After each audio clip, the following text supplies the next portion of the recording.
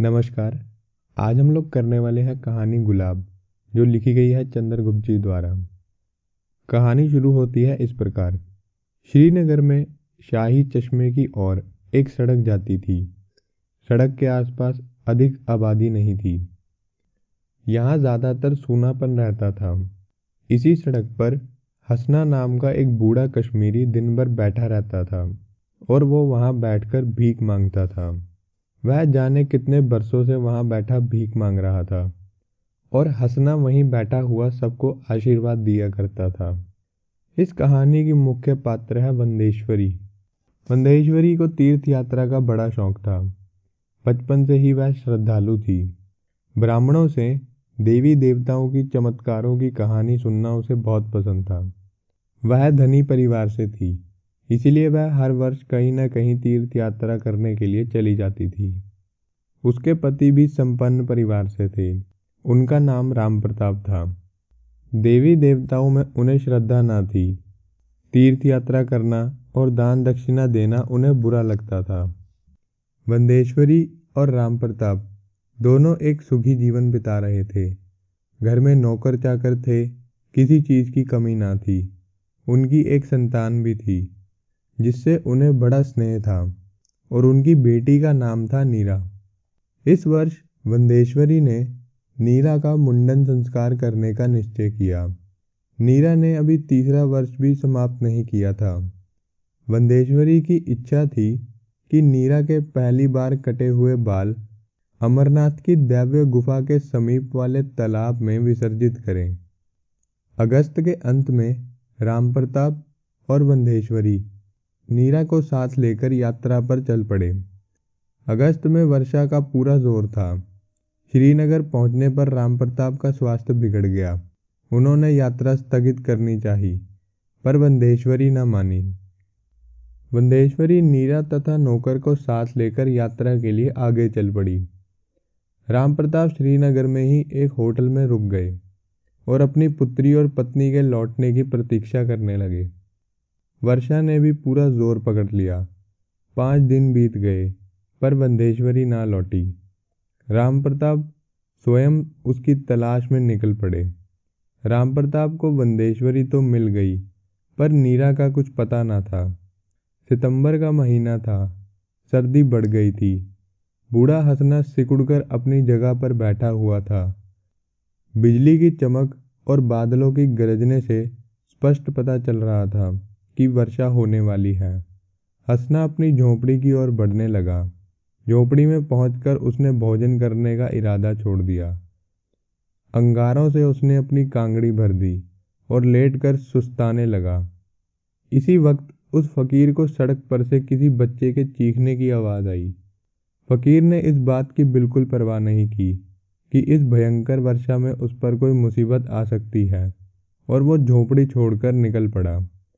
सड़क के निकट पहुंचकर उसने देखा कि 2 गेरुआधारी साधु एक छोटी सी बच्ची के कान खींच रहे हैं। फकीर कश्मीरी भाषा में इस तरह चिल्लाया मानो किसी को पुकार रहा हो।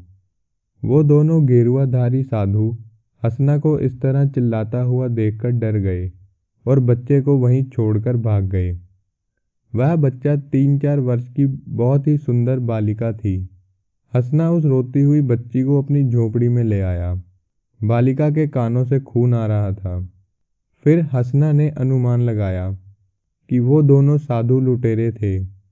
इस छोटी बच्ची के कान के आभूषणों के लोभ से ही वो इस बच्ची को कहीं से उठा लाए।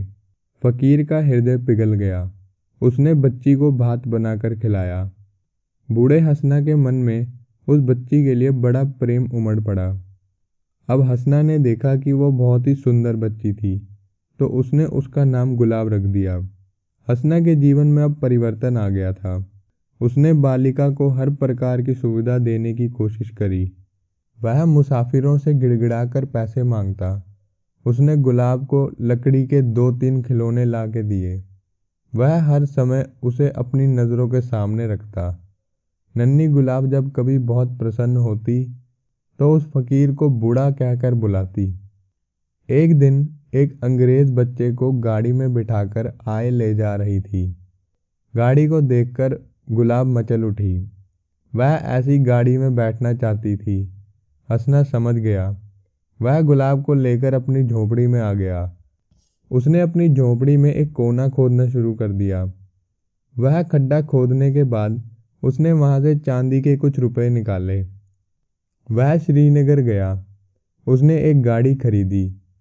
36 रुपयों में से जो शेष बचा उसने उससे खिलौने खरीदे। बूढ़ा बहुत खुश था। वह लड़खड़ाती हुई टांगों से दौड़ दौड़कर स्वयं गाड़ी खींचने लगा। बाजार से निकलने के बाद बूढ़ा शहर के बाहर आ पहुंचा। गुलाब के पास से एक मोटर गुजरी। उस मोटर में बैठे हुए एक सज्जन को देखकर गुलाब चिल्ला उठी, पापा। उस मोटर का मालिक नीचे उतरा और गुलाब को अपनी गोद में उठा लिया। बूढ़ा यह दृश्य देखकर कांप उठा। गुलाब गाड़ी में बैठकर हंसना को मुस्कुराते हुए देखने लगी। राम प्रताप उस बूढ़े से बात करना चाहते थे, पर उन्हें नीरा के मिलने की खुशी ही इतनी थी। वंदेश्वरी को बेटी से मिलाने की लालसा में वह वहां से चुपचाप निकल गए। गुलाब के चले जाने के बाद हंसना का दिल टूट गया। वह बिल्कुल भीख नहीं मांगता था। उसका जीवन एकदम खाली हो गया था। सर्दियों में 3 लंबी लंबी रातें तथा छोटे छोटे दिन निकल गए। हंसना ने ना कुछ खाया ना कुछ पिया। ऐसे पड़ा रहता मानो अब उसके जीवन में कुछ नहीं रहा। अब वह अत्यंत दुर्लभ हो गया था। वह सपनों में भी गुलाब के बारे में सोचता रहता। एक दिन दोपहर होने से कुछ समय पहले श्रीनगर की तरफ एक मोटर आकर इसी स्थान पर रुक गई। उस मोटर में से नीरा को साथ लिए वंदेश्वरी और राम प्रताप नीचे उतरे। दूर से ही गुलाब ने उंगली उठाकर अपनी माँ को दिखाया। मेरी गाड़ी वो रही। तीनों लोग हंसना के निकट पहुंच गए। हंसना ने बेचैनी की हालत में भी गुलाब की आवाज़ पहचान ली। उसने अपनी आंखें खोली। गुलाब को देखते ही वह बहुत ज़्यादा प्रसन्न हो गया, बहुत ज़्यादा खुश हो गया। गुलाब भी बूढ़े को इस दशा में देखकर सहम गई। राम प्रताप ने हंसना से कुछ पूछने की कोशिश करी, लेकिन हंसना कुछ भी ना कह पाया। वह नींद में कुछ गुनगुना रहा था। उसकी गुनगुनाहट से पता लग रहा था कि जैसे वह गुलाब शब्द बार बार बोल रहा हो। लगता था कि वह गुलाब के लिए प्रार्थना कर रहा था। लेकिन नीरा की माँ बाप को अभी तक ये नहीं मालूम था कि गुलाब उन्हीं की बेटी का नाम है जो हंसना ने रखा था। धीरे धीरे हंसना मौन हो गया और इसका यह मौन फिर कभी ना टूटा। तो ये थी हमारी कहानी गुलाब। कहानी अच्छी लगे तो चैनल को लाइक शेयर एंड सब्सक्राइब ज़रूर करें।